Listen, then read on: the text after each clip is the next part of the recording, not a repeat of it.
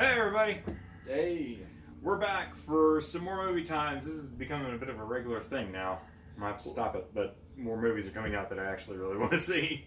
Well, I mean, it used to be a regular thing, except we did it over on my channel, and then I took a break for a while. I do have a project in the works, though. So I've seen, but we're not here to talk about that today. We're here to talk about a movie. I love this movie. I'm just gonna say it. I mean, that's totally good for you. Pokemon Detective This Pikachu. Pokemon Detective Pikachu kind of sucks. I'm just gonna say it. Whatever. It's got some problems. It's a perfectly fine movie for children. And Pokemon fans. Sure, I guess. You know what it is not a fine movie for fans of? Cohesive narrative structure. Because there are some parts where they just decide to take a hard turn into this is what we're doing now, i.e. the third act. So let's do some non-spoilery talk about it. I enjoyed it, but It was enjoyable. I'll say that. I did not have a bad time. Didn't have a great time, but it wasn't bad.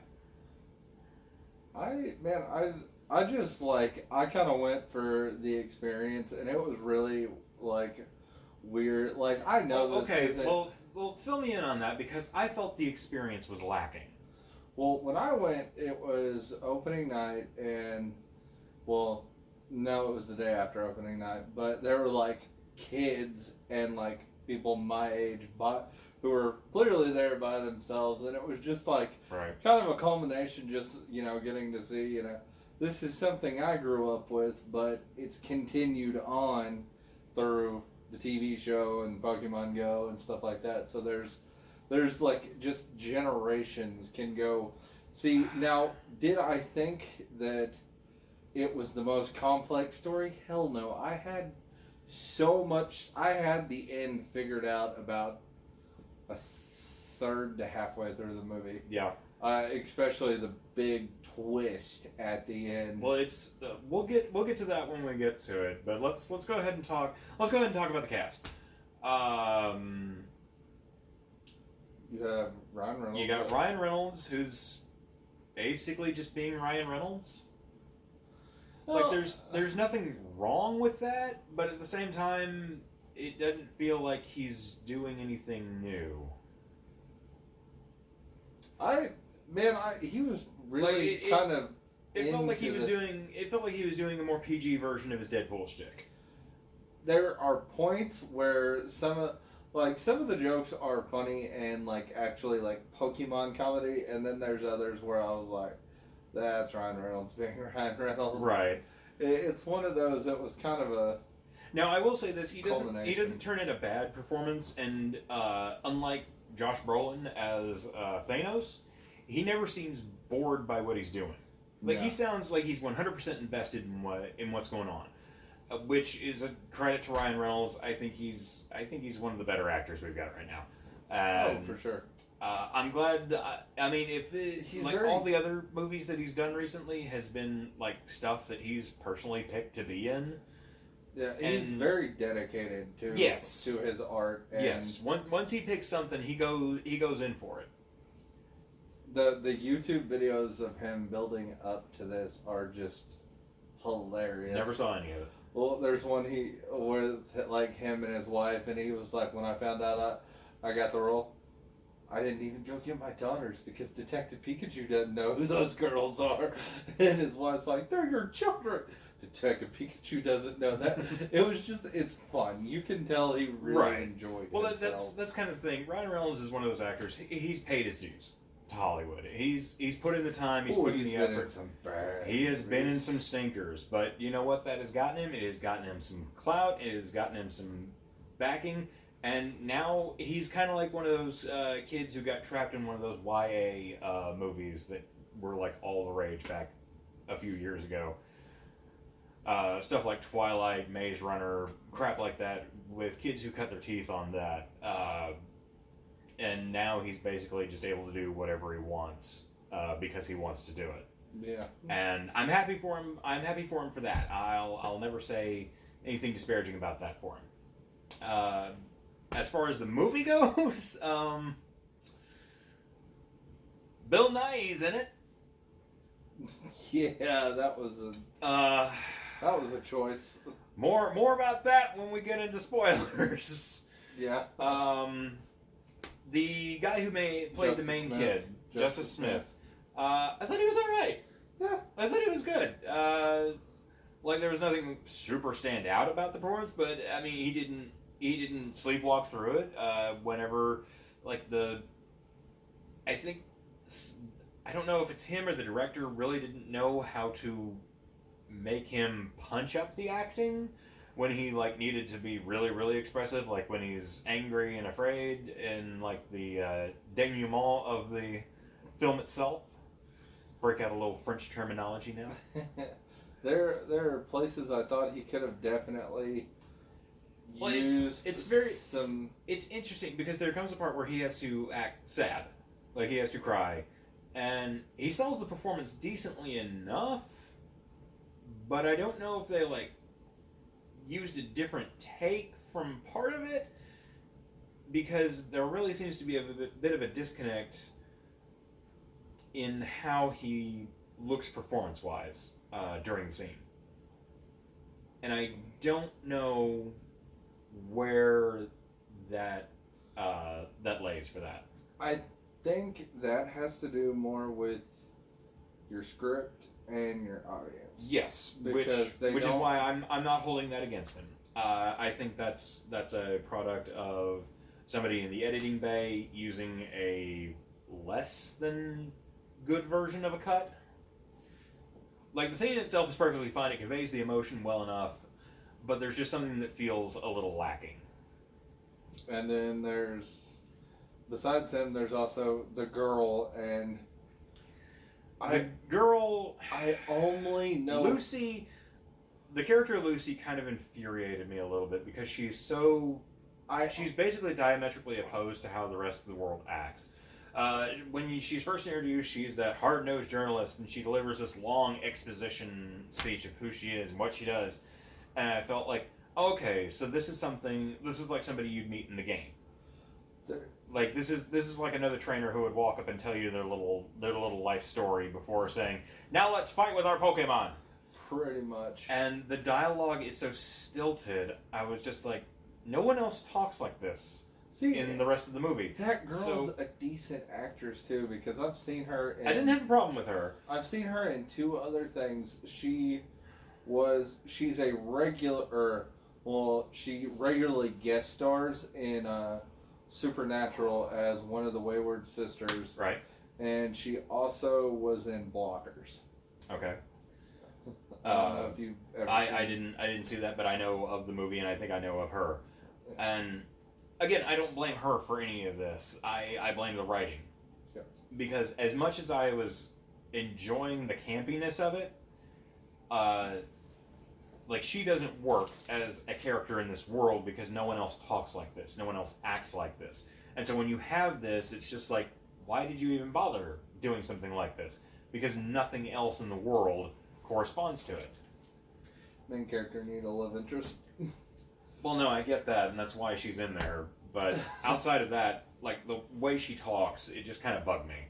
I realize that's a personal thing, and not everybody's going to feel that way, but it's just one of the things that kind of didn't work for me. Oh. So, recommendations before we spoil the crap out of this thing? Recommendations, if you've got like AMC Free Pass to see this, do that, or just wait until it's on DVD. Man, I'd go see it, but I'd say if you're a fan, like visually there is enough in this visually alone for a fan that I would go see it. Okay. But visually, then I'm going to say that I knew all along Pokemon in real life would be nightmares. Like they're horrifying. Not just the ones you see in the trailer, like the green duck thing with the sombrero. I know what like all of them. They're all horrifying. Pikachu is adorable. Yeah, that's because Pikachu was marketably crafted to be adorable. Well, so are the little monkeys. And no, they're not. They're terrifying. I thought they were adorable. They were terrifying. Giving Mewtwo human teeth. Oh man, was so jarring.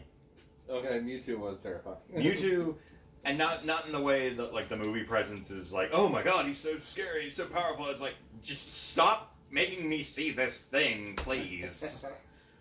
I think any Pokemon fan will be going to piss my bed tonight. No, outside of that, the only real thing I have to remark as like a negative thing without spoiling anything, the way Pikachu got handled in this, the way anybody interacted with Pokemon in this, was terrible.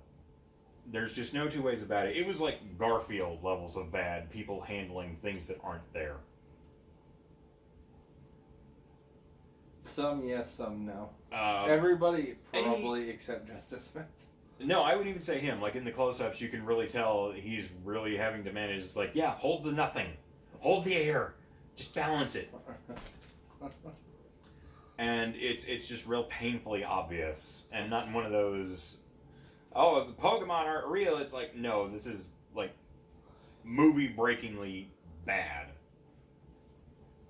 Like it is sucking me out of the scene. And that's one of the big reasons that I say, if you've got a free thing to go see it, knock yourself out. It'll be a decent enough story. It's really, really predictable about what happens and who is what in the movie. Like you were saying, it might if you really, really just do not think about it, it might take you half the movie to figure out who's the bad guy in this in the end.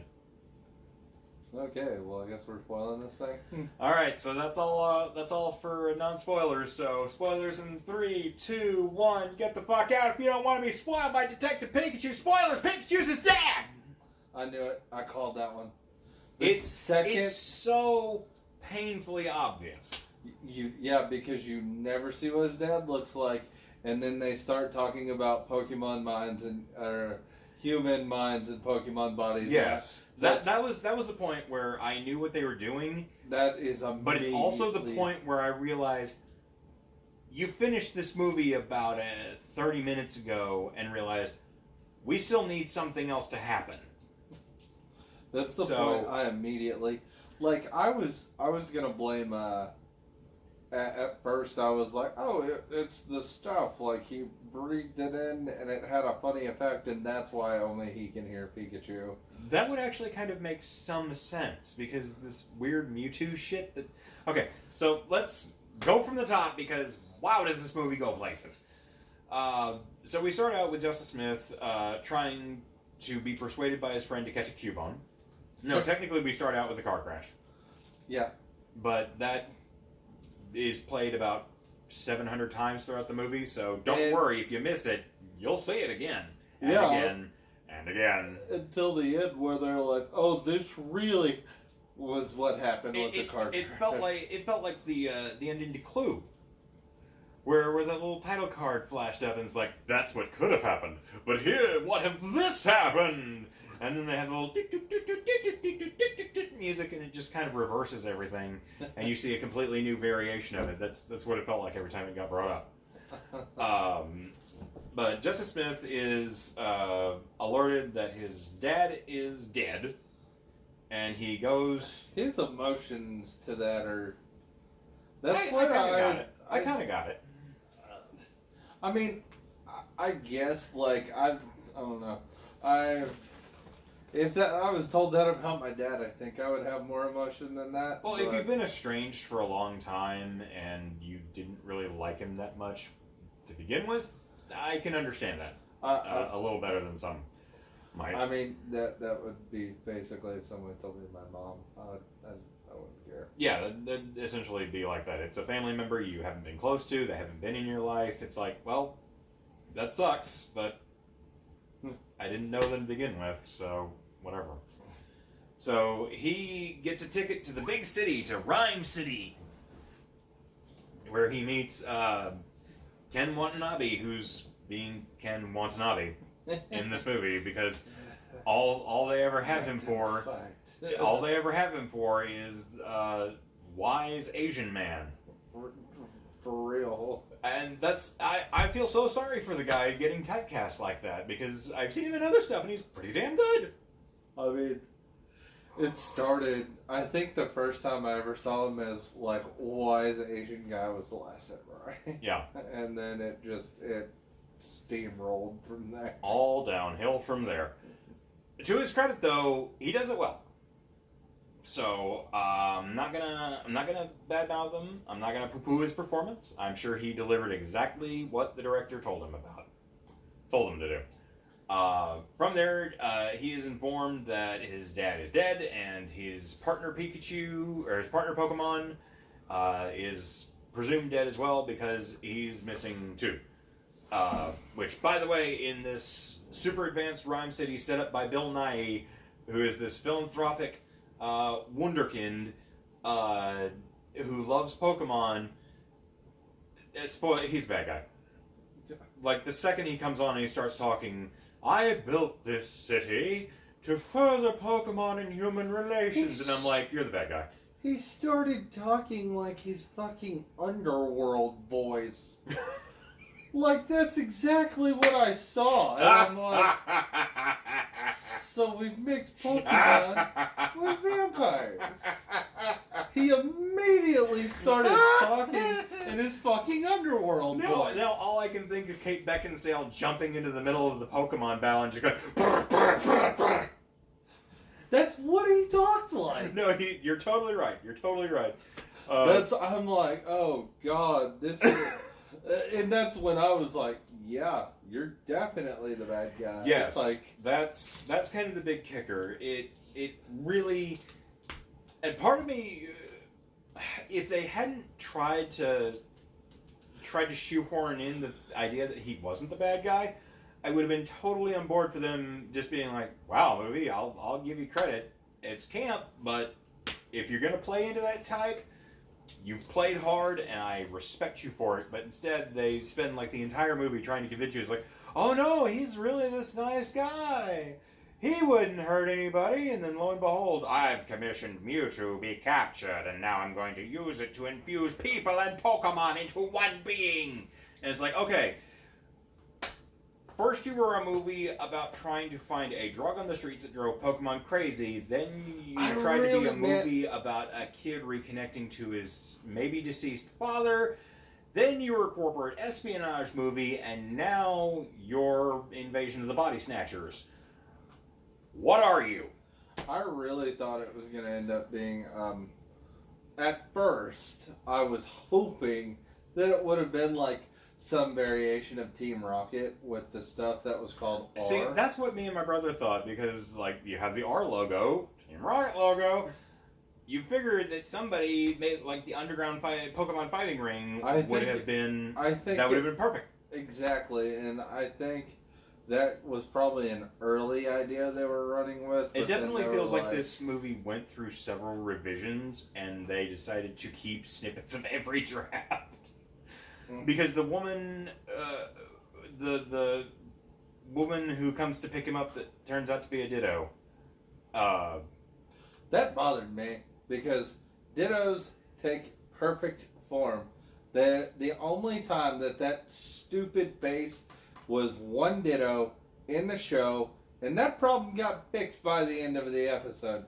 Dittos don't do that. They turn into perfect copies. But then how would you have known that it was a Ditto? How would you have been able to make that guess by seeing the person with the beady eyes that looked like a Coraline person? That was the stupidest thing, too. Like, they always had to have sunglasses That on. was the stupidest thing? That was the stupidest... In a movie about... There was a bunch of stupid things. There was a bunch of stupid things. But I liked it, man. I liked it. I liked this movie. Okay, again, for everything I'm going to say, I will say I did not have a bad time. The movie moves at a brisk enough pace. It doesn't feel like it's dragging anywhere. I feel like there are some spots where they really should have pumped the brakes a little bit and done some. I think it's very like weirdly being compared to Who Framed Roger Rabbit though, and it's not at all. Like, where are they getting those comparisons? I don't know. That's the biggest thing I've heard. Oh, because it's live action and animation. That's why, and people don't understand that these are two entirely different mediums.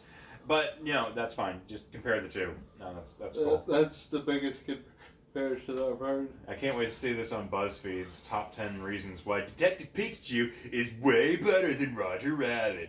Number 1, the animation in Roger Rabbit's so old. This new CG looks way better. Reason number 2, Pokemon's involved. Who Framed Roger Rabbit could never have predicted that Pokemon would assail the world. Pokemon wasn't even out back then. That's kind of the point I'm making. But you are right. Some of these Pokemon looked terrifying. All of them were horrifying. Charizard looked appropriately terrifying. Gyarados looked appropriately terrifying.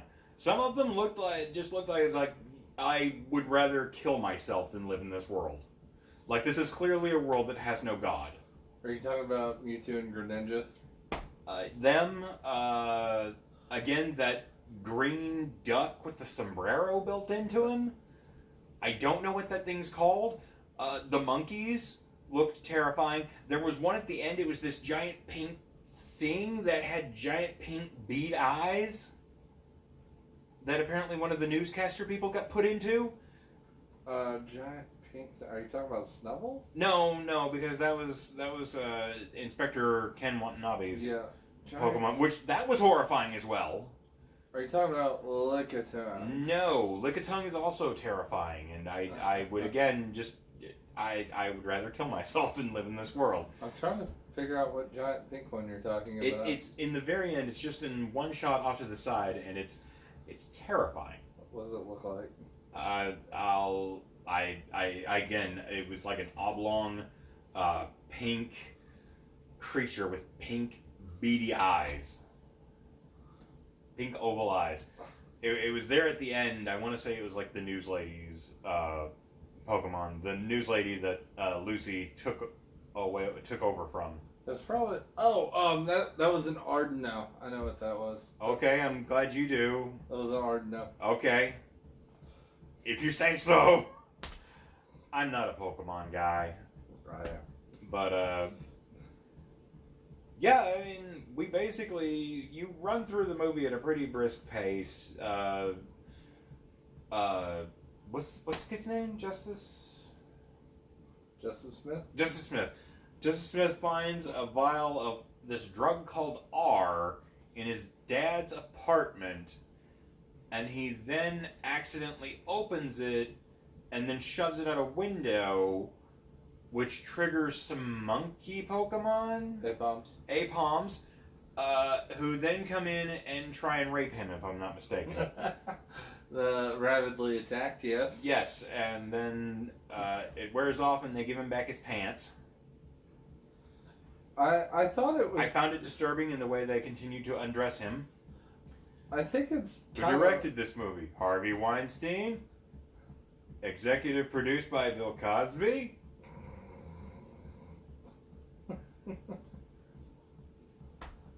That's really all my jokes are worth anymore. Man, I gave you a big belly laugh for Underworld reference, and that's all you give me? Fuck you. No, because I really thought the next thing you were gonna go to is Jared from Subway, and I was just gonna be like, no. No, because Justice Smith is over the age of 14, so we can't. But from there, everybody keeps telling him, is like, oh, your dad was so special. He was such a great man, and he's just like, yeah, that's great. Didn't know him. Thanks. Your dad was Ryan Reynolds. Yeah, which I found it. Like, I can understand looking back at it why they never showed his face, like, until the very end. But at the same time, if that's the case, why did you make this one story beat that immediately tells the audience who Detective Pikachu is and what has happened to him? It's just one of those, like, it feels like they shot a whole bunch of stuff and then they realized, oh shit, we now have this one thing that tells everyone what's going on. How do we hide this? I know, we'll show him only from the back. Except he looks perfectly Ryan Reynolds shaped. I was like, oh, maybe they'll do something fun with it. And I was like, but no, they can't really do that because they've said this dude's name so many times. I was like, oh, maybe his dad is Ash. And then I was like, wait, no, his dad can't be Ash because his dad's name is fucking Harry. Yeah. But then it was like, it's definite. Well, now that they're talking about people in Pokemon merging together, it's... Yeah, that's... I hate to say it, but I can't exactly pinpoint where this movie jumped the rails. Because it basically never started on any. Because it never really established what kind of movie it was going to be. Yeah, we never really got why he could understand Pikachu. I mean... Yeah, it's his dad, but does that mean if my dad was trapped in a Pokemon, I would hear my dad talk? Yeah, if your dad was a Goldeen, you could understand him flopping on the ground saying, I can't breathe, I can't breathe, I can't breathe, I can't breathe. Just saying. I really, I was hoping they would have been like, oh, you breathed in the Mewtwo gas, and Mewtwo did this to your father, so he purposely connected the two of you, something. Right. Not just, oh yeah, by the way, I'm Mewtwo and I put your dad's mind in Pikachu's body, and then, your dad almost died as Pikachu. And right. I still don't see how you think all the Pokemon, because Bulbasaur and Squirtle were fucking adorable. I thought a lot of these Pokemon were adorable. When seen from a distance, they're fine. I know. When you get up close and personal, I never want to see another Pokemon ever again. Those fucking Torterras too, man. Jesus Christ. So Torterras were the ones that ended up being the mountain. No, I remember that. I don't know how they got away with making that happen though. I mean, you figure somebody would have recognized, hey, there's a weird land formation that basically cropped up in a couple of days. And it's over by that one place where they're experimenting with Pokemon. Maybe we should look into this? And then somebody yelled at him, Steve, you're being a paranoid piece of shit. Now get with your Pokemon and fucking put the lights up. Man, that's one thing that kind of I was like, what? Why not have, Pokemon and Pokeballs and Pokebattles and... But it's Rod City and everybody just works with Pokemon and they... Yeah, why couldn't they have had this be like the city from Sword and Shield? Because Sword and Shield is very obviously supposed to be a London allegory. And judging from all the license plates on the cars, this is very obviously supposed to be a London-ish city. Yeah, I don't know. I don't either. And it all kind of bothered me. I don't know, but I will say this... I thought we were going to talk more about this, but we kind of covered everything. I'm going to make this claim, though, because even though, in your opinion, it wasn't that great, it's still probably the best video game movie of all time. I don't know. Street Fighter the movie has some really great dialogue to it. Shut up. You seriously want to pit Raul Julia against Ryan Reynolds? Guess who's going to lose? Not Ryan Reynolds. Yeah. For what is a man to a god? A detective. I see your god and I raise you a Detective Pikachu. Really? With electric powers. The electricity that powers the monorail that shoots the bullet train through at near lightning speed that now courses through me. Face facts, man. Ryan Reynolds is great and everything. You will never beat Raul Julia for scenery chewing. No. You're not gonna. But I mean, For real, it finally took. My last top of the list was Mortal Kombat, and it took 23 years for a movie to beat Mortal Kombat. I will say that it feels like a more faithful adaptation than any other previous video game movie. Somebody tried to argue Tomb Raider with me the other day, like which Tomb Raider? The Angelina Jolie ones, and I'm like, are you kidding me? Actually, those, outside of one or two things, are pretty faithful to the video games. They're just not good. I just didn't like them. They're not good. No. I'm not gonna lie there. I mean, your top three are Mortal Kombat, the newest Tomb Raider. I like the older Tomb Raiders more than I do the newer one. I'm just saying because the older Tomb Raiders were more fun. Like the new one that came out felt very formulaic. Well, and then Detective Pikachu. I'll place Detective Pikachu above the Tomb Raider movie. I'd say in my wheelhouse, I would probably say Mortal Kombat is the best one you got right so far. Followed by Street Fighter, just because of the camp in that movie. It cannot be topped. Detective Pikachu. Super Mario Brothers, the movie. Entirely for Dennis Hopper in that movie, because he is a fucking treasure. Then the Tomb Raider movies. Outside of that, I got nothing else.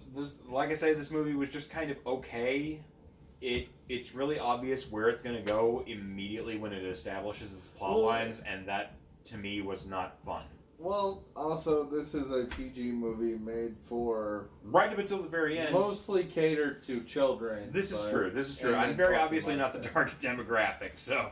It was mostly catered to children and Pokemon fans. That's true. There's not going to be some jaded piece of shit who's sitting in the theater going, "Why does Detective Pikachu carry a gun? Why didn't Zack Snyder write Detective Pikachu? He would have shot Bill Nye." Detective Pikachu, the Schneider cut. Mewtwo drops down. "Do you bleed, Pikachu? Tiny electric blood." Everyone claims somewhere there is a Schneider copy of Justice League. It probably is. I don't want to see it. I don't want to see Justice League ever again. Still better than Batman v Superman. No, lots of movies are better than that. Detective Pikachu is better than Batman v Superman. Yeah. Let that be your bar. Did you not like Batman v Superman? Watch Detective Pikachu. It's not Batman v Superman. We have a bar. There you go. We know where... We have crossed the bar. We didn't even need James Cameron. Honestly, I mean, if you're talking about video game movies, the bar is not high. No. The Detective Pikachu... Like I say, Mortal Kombat used to be the bar. Now Detective Pikachu is, and Detective Pikachu does not raise that bar very high. But it does raise it just enough.